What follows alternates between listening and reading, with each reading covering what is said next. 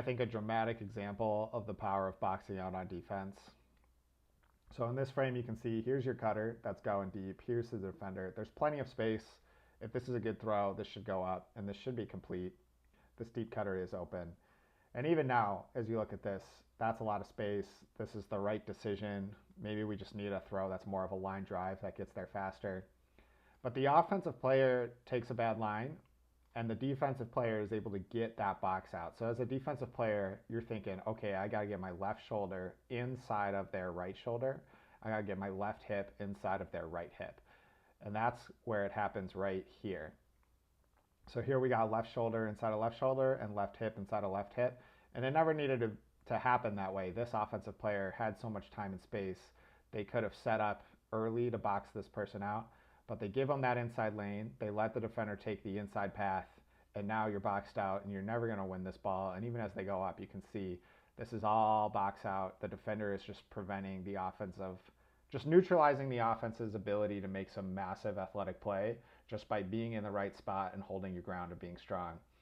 And you can even see how the defender like reaches forward towards the disc, so they're letting their body protect this play. And this is a very safe and very easy box out block for a D.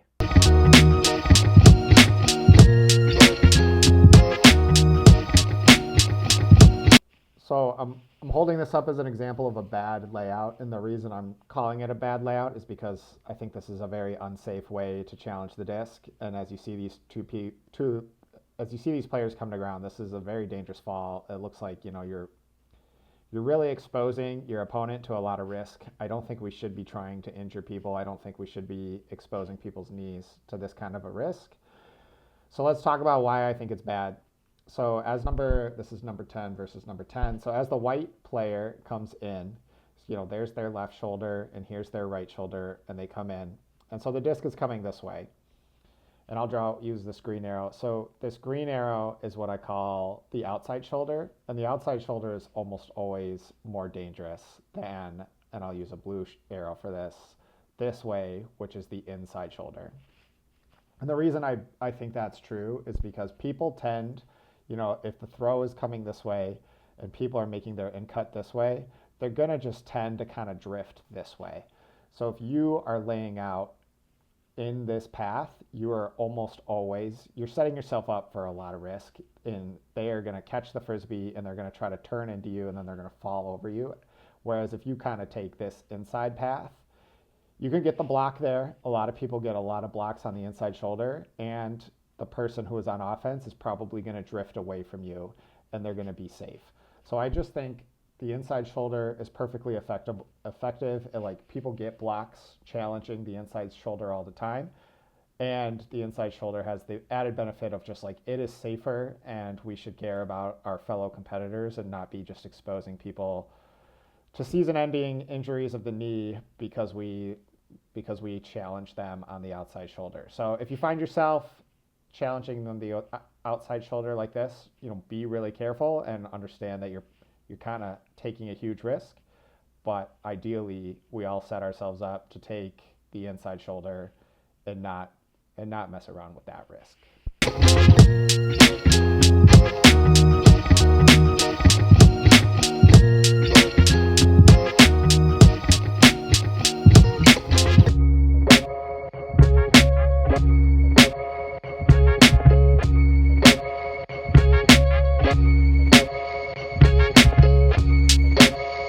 I want us to watch the defense here.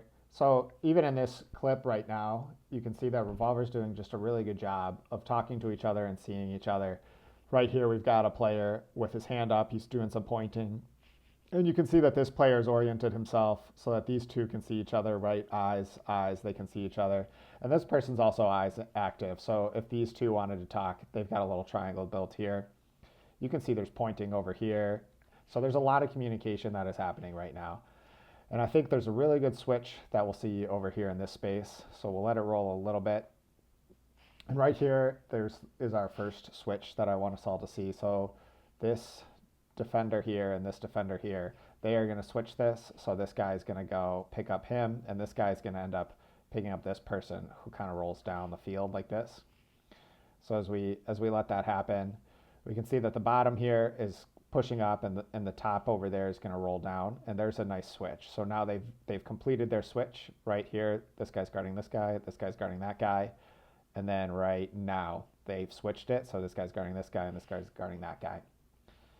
We'll let it keep rolling a little bit. We're playing person defense here. 1, 2, 3, 4, 5, 6, 7. I'm seeing hat on a hat right now in this moment.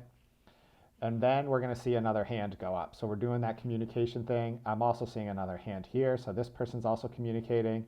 I'm also seeing that this defender over here is doing a good job. You know, his body, his chest is pointed this way, but you can see that his eyes are coming this way. So he's doing a good job of trying to position his head so that he can like see his teammates and hear switches. And look, as he opens this up, now we're going to have an opportunity to see each other, make some eye contact.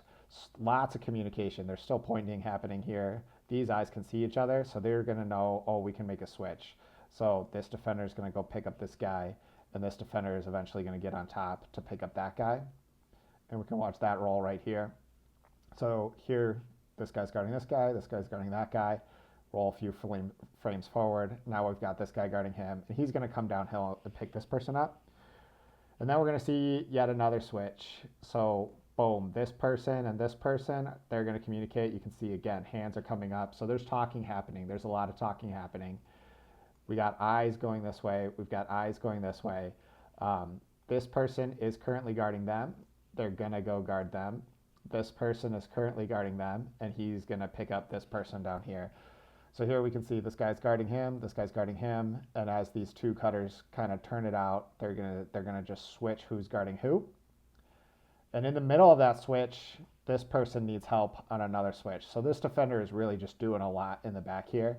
So this guy is calling for help. So he decides to rotate over again. So now they're a little bit in damage control because they're put a lot of pressure on this back person right here. Just got asked to do a lot. So he was originally thinking, okay, I'm picking up this guy.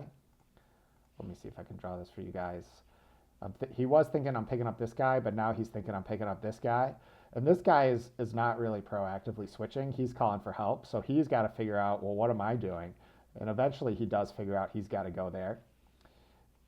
And so the back of the stack just does a really nice job of covering this. This guy's looking around, who the heck am I supposed to be guarding? And he finally figures it out, and he's pointing, and he's running, and he's calling. And he gets there, but then he decides, oh, I got to switch again.